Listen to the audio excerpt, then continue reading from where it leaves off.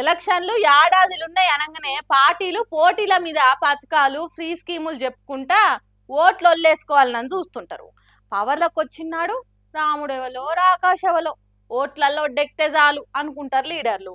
ఆయనతో పవర్లకు వచ్చినాక ఆ పథకాలు అరా కోరా అమలు చేసేందుకు కూడా వేల కోట్ల అప్పులు చేసి జనాల నెత్తి మీద తల ఆయన తెస్తారు. అసొంటి ఉచిత పథకాలు చేయంగా కొందరు ఎంత సోమరిపోతులు అయిపోతుర్రు.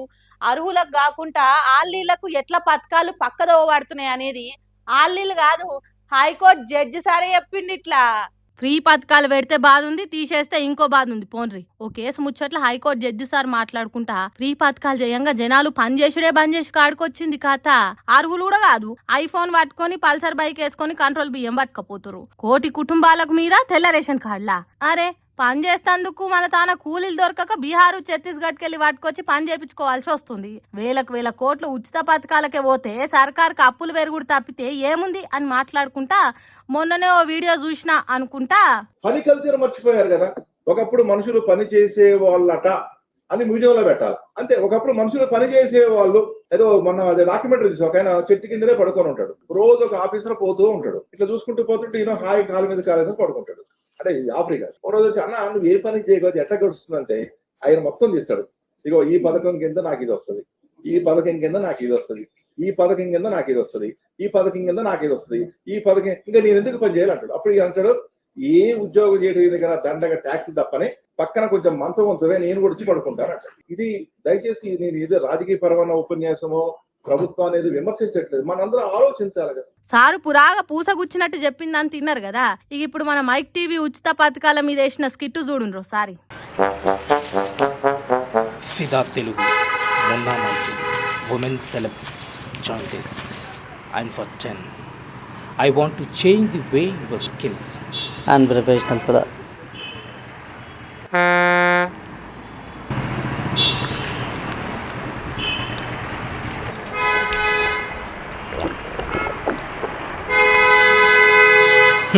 ఎవరిని దర్కం చేస్తాను ఇంత కష్టపడు.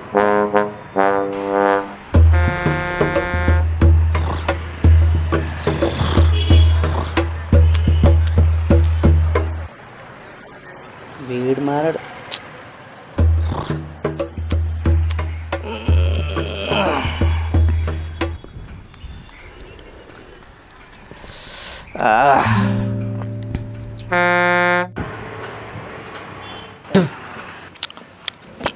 చూడు తమ్మి చెప్పినట్టు తినాలి. పోయి సిగరెట్ తెప్పో. హలో అన్నా, నీకో విషయం అడుగుతా, ఏమనుకోవు కదా?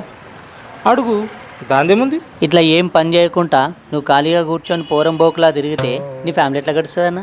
అన్నా, నా కుటుంబ పోషణ గురించి నాకు ఎటువంటి రాంతి లేదు. ఎందుకంటావా, తినేతందుకు రూపాయి కిలో బియ్యం ఉన్నాయి, ఉండేతందుకు డబుల్ బెడ్రూమ్ ఇల్లు ఉన్నది, ఇక ఖర్చులకు 15 పైసలు ఉన్నాయి, ఇక మెయింటెనెన్స్ కంటావా నా భార్య డ్వాక్రా గ్రూపులు ఉన్నది, ఇక చిన్న కొడుకేమో మోడల్ స్కూలు, పెద్ద కొడుకేమో ఫీజు రియంబర్స్మెంట్, బిడ్డకేమో బంగారు తల్లి కళ్యాణ లక్ష్మి పథకం ఉండే ఏజ్ బార్ అయిందనుకో నాకేమో ఆసరా, నా భార్యకేమో అభయస్థం పింఛను, ఇక రోగమో నొప్పి వచ్చిందనుకో ఆరోగ్యశ్రీ సీఎం రిలీఫ్ ఫండ్ ఉండే. ఇంకేం కావాలనే? ఇక నా ముచ్చట అంటావా, అసలేదు ఎలక్షన్ల సీజను, ఏ నాయకునికి జై కొట్టినా కానీ బీరు బిర్యానీ ఫ్రీ. ఇన్ని ఉండంగా ఇంకా నేను ఎందుకన్నా పని చేసుడు? చెప్పు. ఏందన్నా గట్ల పోబడుతీవి, ఏం చెప్పకుండా? అన్న ఏం లేదన్నా, నాకు కూడా నీ పక్కకు జాగ్ ఉంచు, ఇప్పుడు వెళ్ళి జాబ్ రిజైన్ చేస్తా.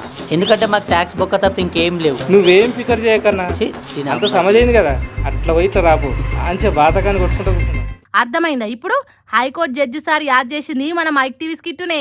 ఉచిత పథకాలు అర్హులు కానోళ్ళకు కూడా అందే వరకల్లా కొందరు ఎట్లా పని చేస్తాను కొంగుతలేరని సెటైర్తో చేసిన స్కిట్టు ముచ్చట్ను ఇవాళ ఇట్లా జడ్జి సార్ కూడా ముంగటేసుకుంది ఇట్లా.